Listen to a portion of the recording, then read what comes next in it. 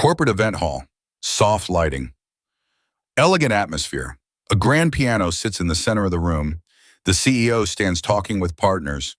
Business, strategy, success, background music plays, a love song, familiar melody. The CEO freezes mid-sentence. That melody, she heard it 16 years ago, in a small studio apartment, in a different life. In the corner of the room, a single dad stands, simple dress shirt, holding his daughter's hand. The little girl tugs his sleeve.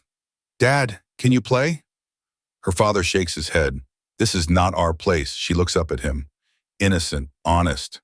"But you wrote it."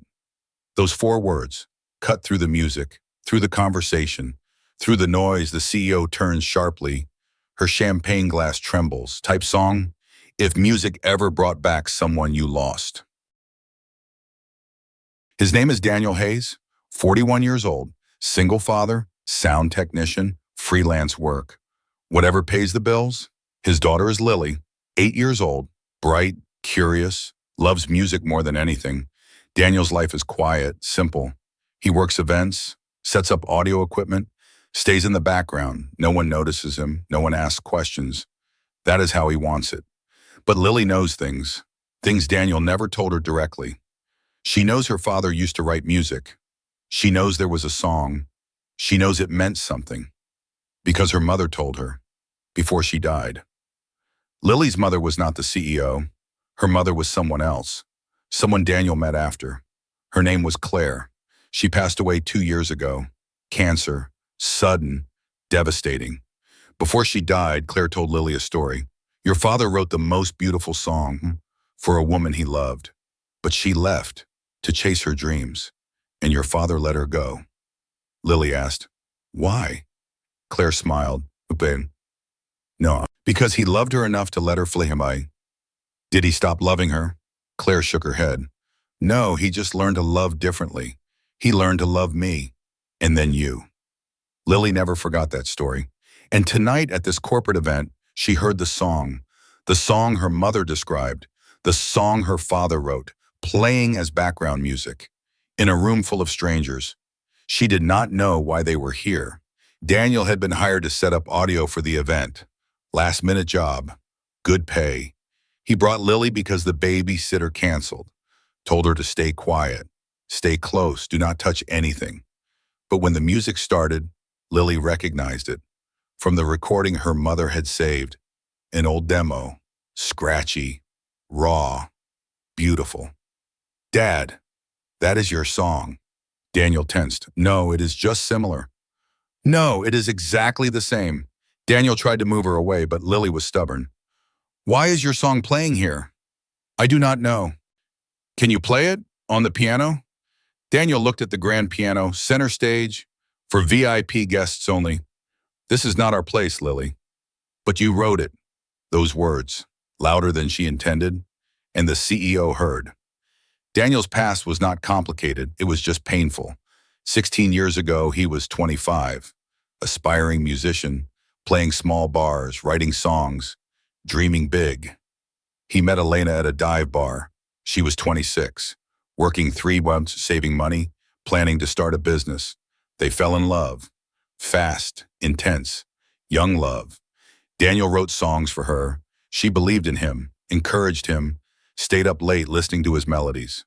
The song, "Stay When I'm Gone." He wrote it in 3 hours, one night after a fight. Elena had been accepted to a business program. Across the country, full scholarship, massive opportunity. She wanted Daniel to come with her. He wanted her to stay. They argued. That night, Daniel wrote the song, played it for her the next morning. Elena cried, "This is beautiful, but I cannot stay." "I know. Will you come with me?" Daniel wanted to, but his mother was sick, terminal. He could not leave her. "I cannot." Elena left. Promised to come back. Promised they would find a way. But life happened. Daniel's mother passed. He struggled. Fell into depression. He met Claire, a nurse. She helped him heal. They fell in love. Got married. Had Lily. Elena built an empire, became a CEO. Never came back. Daniel stopped writing music. Stop performing. Put the guitar away. He kept one recording of the song. For himself. For memory. Claire found it once. This is beautiful. Who did you write it for? Someone I used to know. Claire understood. She never asked again. Years passed. Daniel forgot about the song. Until tonight, when he heard it playing. In a room full of powerful people. And realized. Elena had taken it, made it famous, built her brand around it. Without credit, without permission, without acknowledgement. The song that was his heart was now her theme music. After Lily's words, security approached Daniel. Sir, you need to stay in the designated area. Daniel nodded. I understand, I'm just here to work. Then please move to the technical booth. Daniel took Lily's hand, started to leave, but the CEO stopped them, her voice cutting through the room. Wait. Everyone turned. Elena walked toward Daniel, slowly, studying his face. Do I know you? Daniel kept his head down. No, ma'am. Your daughter said you wrote this song. She is confused. Lily pulled on his sleeve. But you did write it, Mom told me. Elena's eyes narrowed. Your mother, who was your mother? Lily answered honestly. Claire, she died 2 years ago. Elena's face shifted. Recognition, confusion, pain. She looked at Daniel again, really looked. Daniel? He finally met her eyes. Hello, Elena. The room went completely silent. Elena's business partner approached. Elena, do you know this man? She did not answer, just stared at Daniel. How long have you been in the city? I never left. You have been here all this time? Yes. Why did not you contact me? Daniel's voice was quiet. You had a life to build. I had one to survive. Elena looked at Lily. And your daughter? She said her mother told her about the song. Yes, Claire knew about you, about us. She understood. She understood what? That some loves do not end. They just change. Elena's eyes filled with tears, but she did not cry. Not here, not in front of everyone. Her partner interrupted. Elena, we have investors waiting. She ignored him. Daniel, can we talk? Privately? Daniel hesitated. I do not think that is a good idea. Please, Lily tugged his hand. Dad, you should talk to her. Daniel looked down at his daughter. Because Mom said you never got to say goodbye. Daniel's throat tightened. Claire had told Lily that too. He looked at Elena. Okay, but only for a few minutes. They walked to a side room. Private, quiet. Elena closed the door. That song playing tonight, I did not steal it. Then how? You gave me a copy, remember, before I left. You said I could keep it.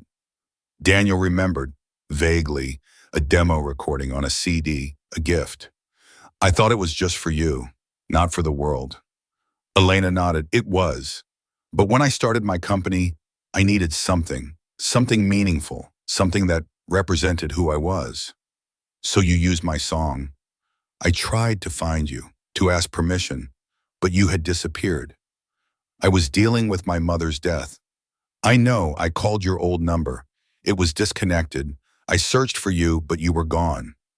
Daniel believed her. Elena was not cruel, just ambitious. You could have stopped using it when you could not find me. I should have, but the song became part of my brand, my company's identity, and I told myself you would have wanted me to succeed. Daniel did not know what to say. Elena continued. I thought about you every time I heard it, every time someone asked about the music. I wanted to credit you, but I did not even know if you were alive. I was alive, struggling, but alive. I am sorry, truly, I should have tried harder. Daniel nodded. It is done now. Elena looked at him. The song. You wrote it the night before I left. Do you remember? Every word, every note. What was the last line? I never understood it. Daniel recited from memory.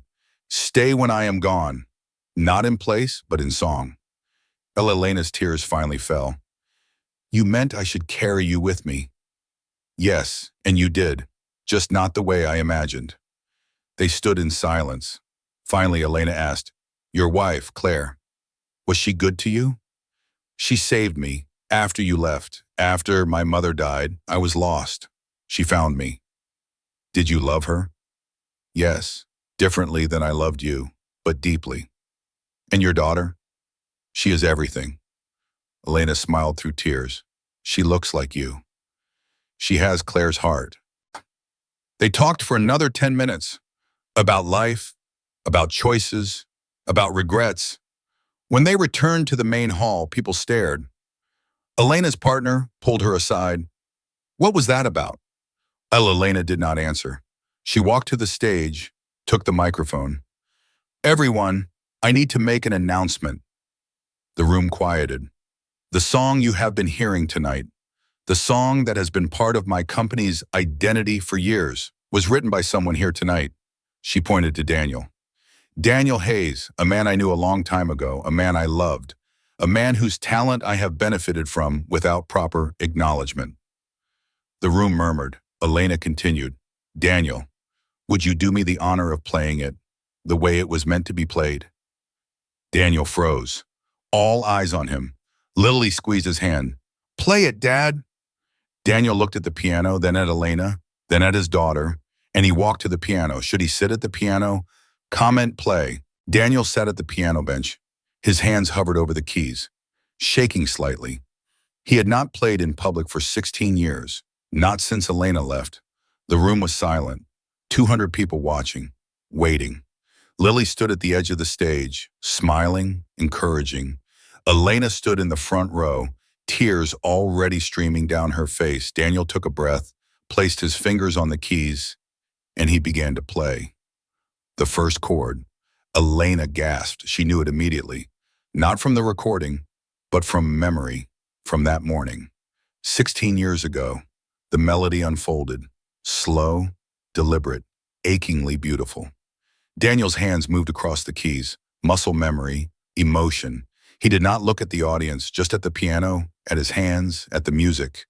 The song had lyrics, but Daniel did not sing. He just played. Because the melody said everything words could not. Longing, loss, love, letting go. As he played, memories flooded back.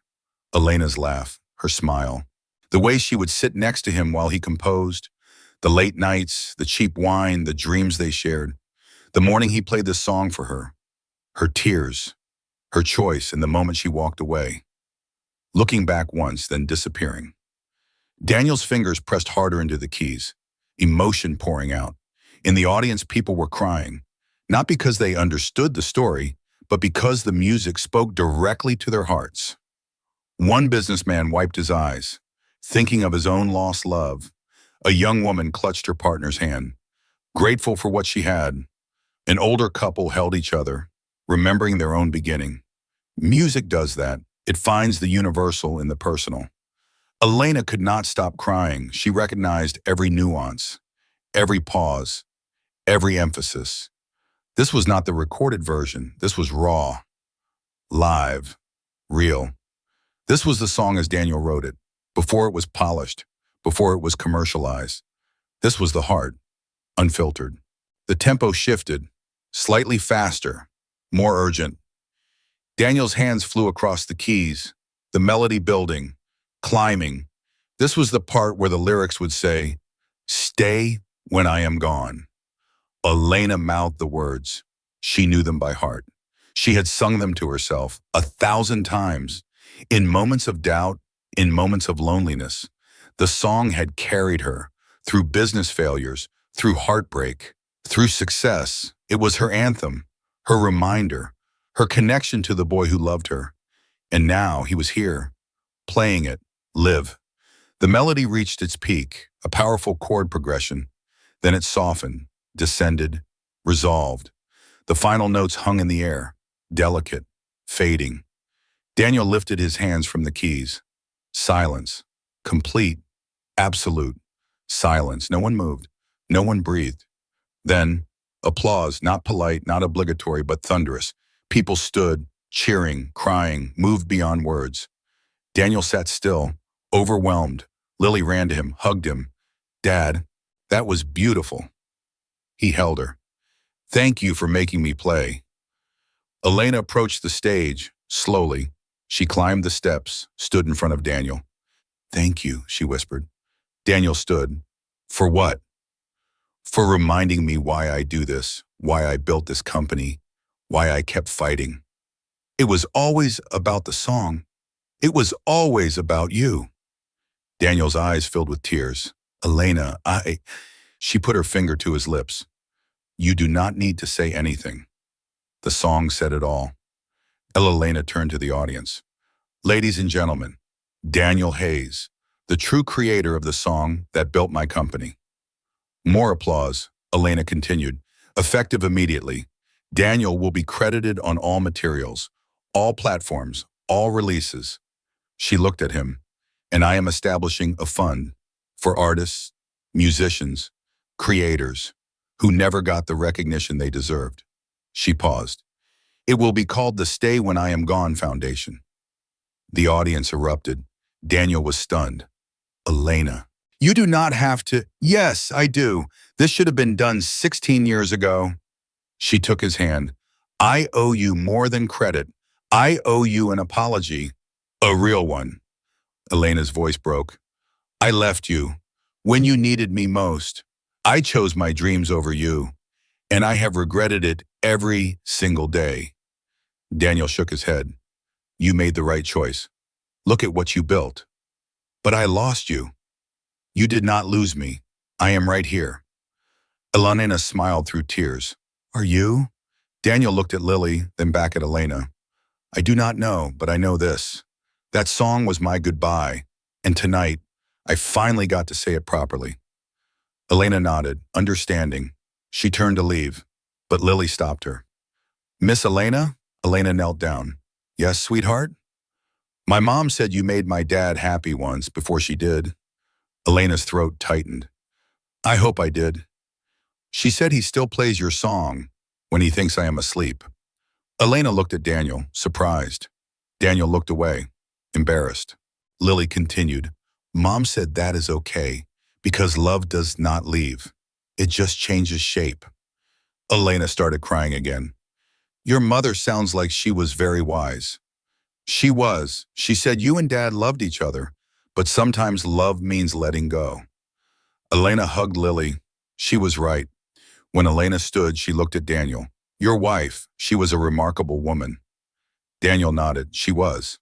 And she raised a remarkable daughter." "We both did." Elena took a step back. "I should let you go. You have done enough tonight." Daniel hesitated. "Elena, wait." "Yes?" Would you and I, could we maybe talk again sometime?" Elena's face lit up.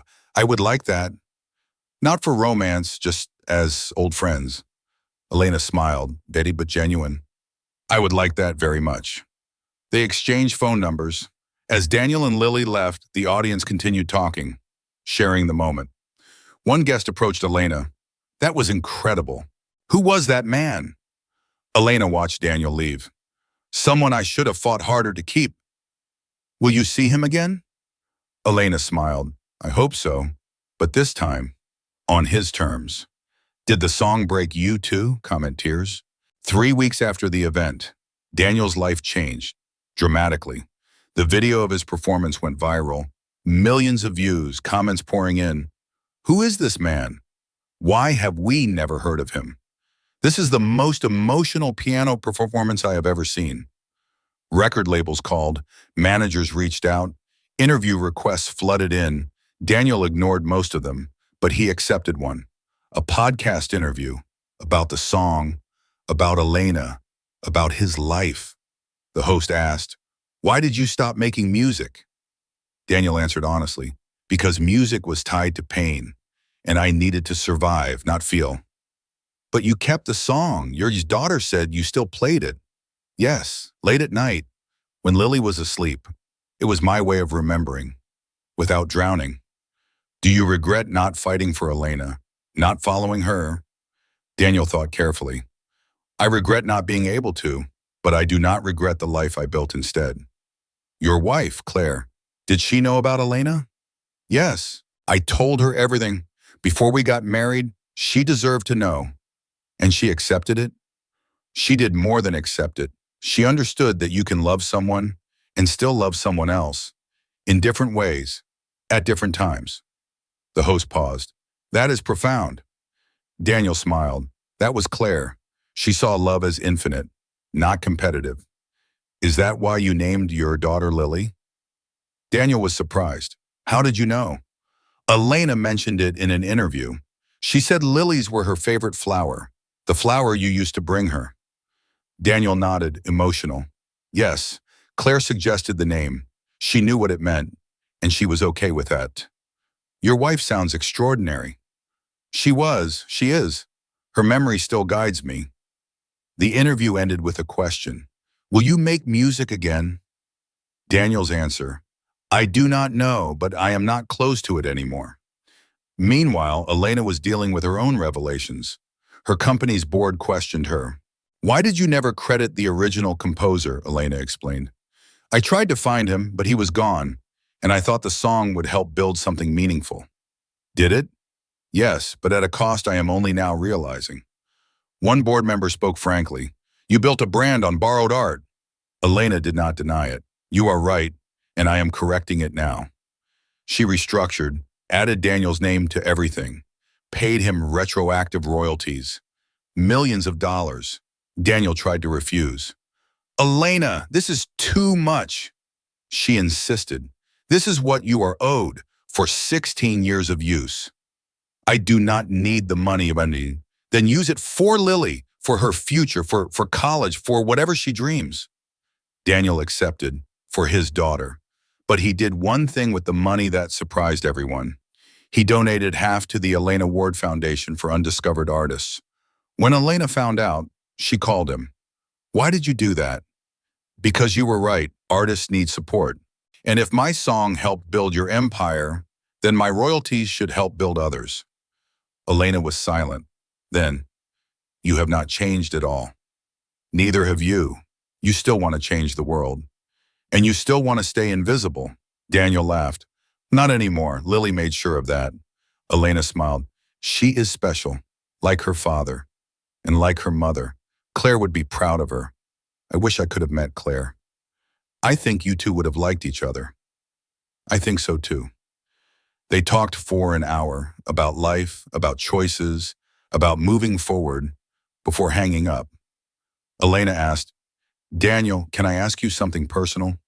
Of course. Do you ever think about what could have been if I had stayed, if you had followed? Daniel was honest. Sometimes, but then I would not have had Lily, and I cannot imagine a world without her. That is a beautiful answer. It is the only answer I have. 6 months later, Daniel released a small album, 5 songs, all written over the past 16 years. Songs he composed late at night. Songs he never thought anyone would hear.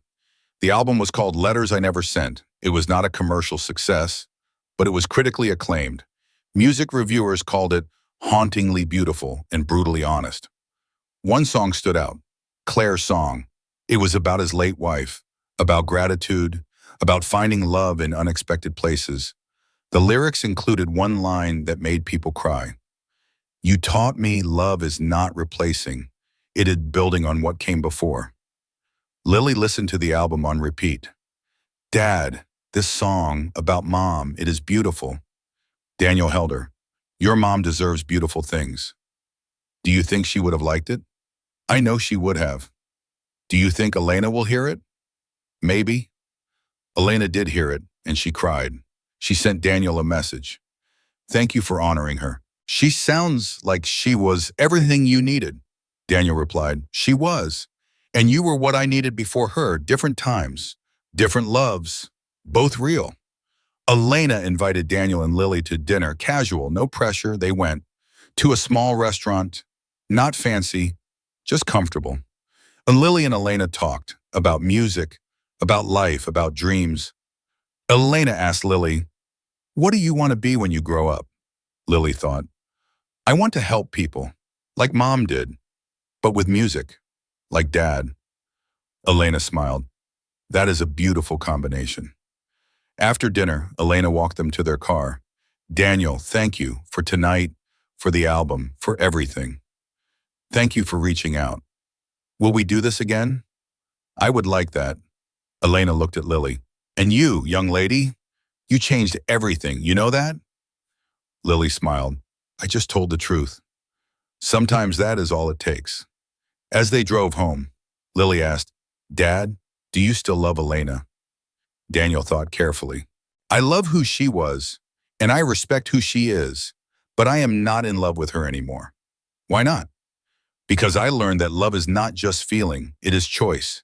And I chose your mom, and I choose you every day. Did Elena choose you? She chose her dream, and that is okay because her dream helped a lot of people, including us. Yes, including us. Lily was quiet then. Dad, will you keep making music? I think so. It feels good to create again. Good, because the world needs your songs. Daniel smiled. The world has you. That is enough. That night, after Lily went to bed, Daniel sat at the piano. He did not play Stay When I Am Gone. He played a new song, one he had just started writing. It was about second chances, about forgiveness, about letting go of the past while honoring it. He did not have a title yet, but he knew what it was about. Healing, moving forward, finding peace, and as he played, he felt Claire's presence, encouraging him. He felt Elena's respect, supporting him from afar, and he felt Lily's love.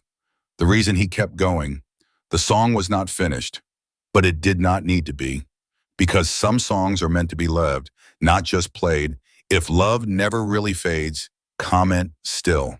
Some songs do not need an audience. They just need someone who remembers. Daniel was not famous, not wealthy, not celebrated, but he kept something precious, the ability to create, to feel, to express. The world tried to make him invisible, a technician, a single D, a nobody, but his daughter saw him. Elena heard him, and the song proved it. You do not need a stage to matter. You do not need recognition to be real. A father's honor is not written in headlines. It is written in notes, in melodies, in moments his daughter will remember forever. The quietest love does not shout. It plays softly, late at night, when no one is listening, except the people who matter most, and they never forget. Subscribe if you believe the quietest love lasts the longest.